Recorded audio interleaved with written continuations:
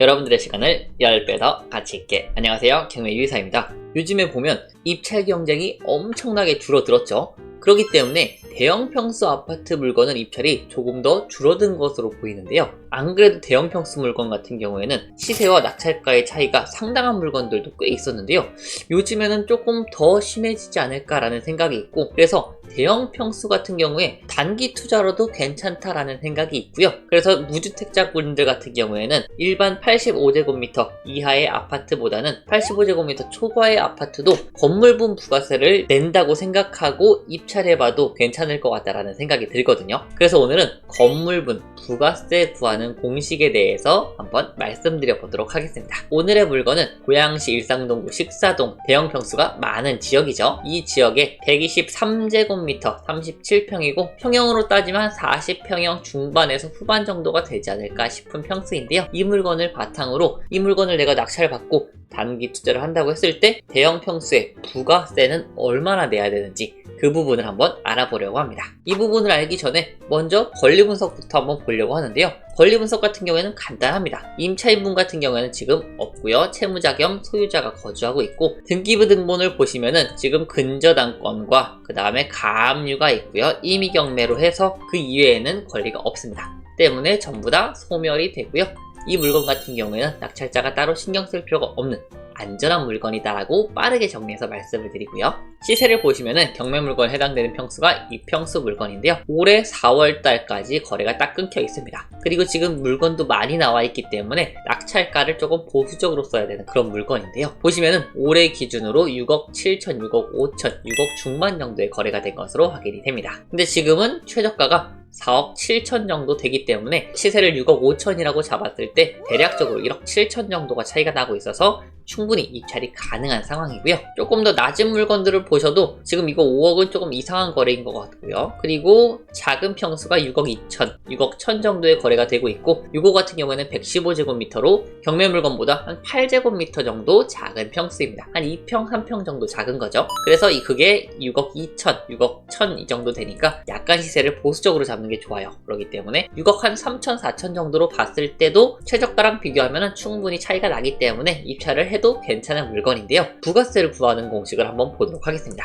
저는 예상되는 시세를 보수적으로 6억 3천 정도를 보고 말씀드려 보도록 하겠습니다. 자, 그럼 여기 보시면은 제가 만든 부가세 계산기인데요. 네이버 프리미엄 콘텐츠 경매 추천 물건 나눠드리고 있는 사이트에서 나눠드리고 있고요. 건물분 부가세 구하는 공식은 여기 써 있습니다. 건물가액은 매도가액 곱하기 건물 시가 표준액에서 건물 기준시가와 토지 기준시가를 더한 값을 나누면 나오고요. 그 건물가액에다가 곱하기 10%를 하면은 부가세 금액이 됩니다. 때문에 이 공식대로 그냥 대입만 하시면 되는 거예요. 자, 그럼 매도가액부터 한번 볼게요. 저는 6억 3천을 잡는다고 말씀을 드렸고요. 매도가액을 적어 놓았고, 하늘색 부분만 보시면은 토지 기준시가와 건물 기준시가를 구해야 됩니다. 그래서 토지 기준시가부터 먼저 구해볼 건데요. 토지 기준시가는 대지권 면적, 경매 물건의 토지 면적 곱하기 개별 공시지가를 구하는데요. 그 공시지가는 부동산 공시가격 알림이에서 확인합니다. 그래서 이 물건에 주소를 넣으면 되는데요. 위쪽에 1498을 넣어서 보시면은 25년도 4월 30일에 공시가 됐고, 기준일자는 25년도 공시된 금액이 197만 3천 원입니다. 그럼 여기다가 193만 7천 원 이렇게 넣고요. 이거는 꼭 제 계산기가 아니더라도 그냥 계산하시면 됩니다. 그 다음에 경매 물건의 면적을 구해야 되는데요. 토지 면적을 구하는 겁니다. 토지 면적 같은 경우에는 여기 집합 건물에서 확인이 가능하고요.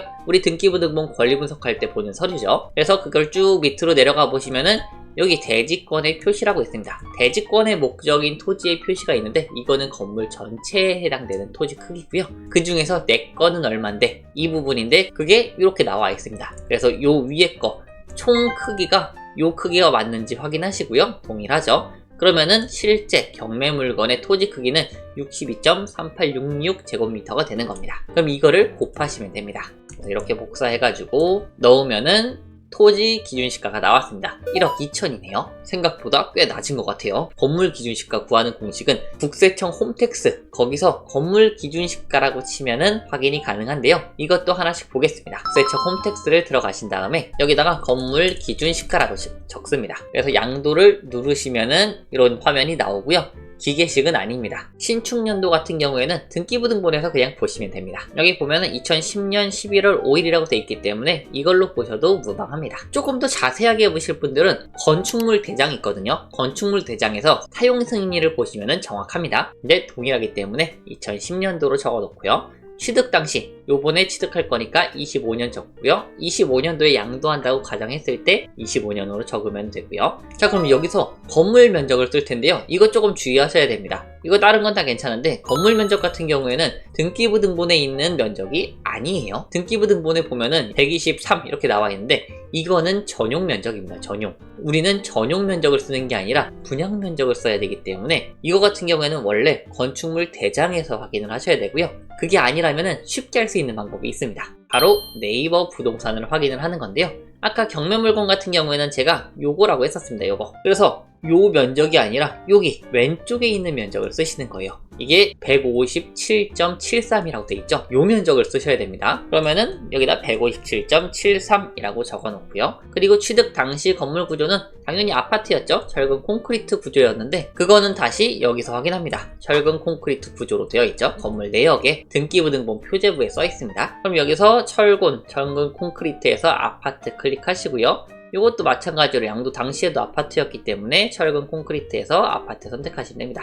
차이가 있으면 금액 차이가 변경이 되는데 같으면 상관이 없습니다. 그리고 취득 당시 제곱미터당 개별 공시지가 아까 우리 썼었죠? 193만 7천원 써있었네요. 그럼 이렇게 공시지가 적고요. 그리고 마찬가지로 양도 당시에도 마찬가지죠. 그러니까 이렇게 똑같이 적으면 됩니다. 그러면 계산하기를 누르면은 이 금액이 나와요. 생각보다 건물분도 크진 않네요. 보시면 1억 3천 정도가 나와 있는 것으로 보여지고요. 이거를 여기다가 복사 붙여넣기 하시면 됩니다. 그럼 파란색이 사라졌네요. 그럼 파란색 다시 이렇게 넣고 뭐 크게 중요한 건 아니죠. 그래서 두 개를 합쳐보면 한 2억 5천 정도밖에 안 되네요. 생각보다 기준시가가 많이 낮은 걸로 보입니다. 저는 건물분 클 줄 알았는데 생각보다 낮네요. 그래서 2억 5천 정도고 매도가액은 6억 3천 정도고요. 자, 그러면은 계산 공식, 부가세 계산기 꼭 없어도 돼요. 엄청 간단합니다. 요거 두 개를 일단 더합니다. 요거 보시면 되는 거예요. 건물이랑 토지를 더합니다. 그러면 두 개 더하면은 여기 2억 5,200이라고 나왔어요.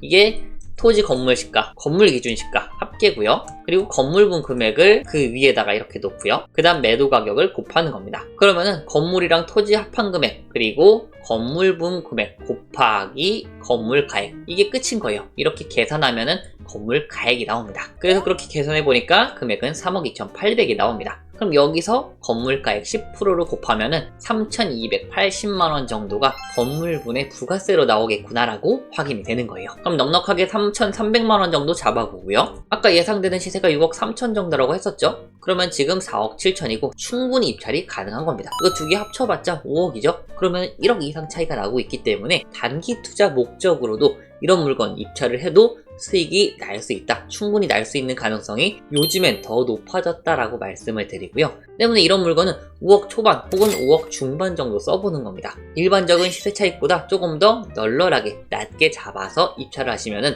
그래도 괜찮은 수익이 날 수 있다라고 말씀드리고, 다만 이 물건 같은 경우에는 물건이 조금씩 쌓이는 느낌이 들기 때문에 보수적으로 입찰하시면 좋을 것 같습니다. 그래서 오늘은 대형 평수 건물분 계산하는 공식을 알아보았고요. 생각보다 그렇게 어렵지 않죠. 그래서 대형 평수도 도전하실 수 있는 분들은 도전하시면 좋은 기회가 열리실 거라고 확신해서 말씀을 드립니다. 다음에도 또 유용한 소식으로 찾아뵙도록 하겠습니다. 감사합니다.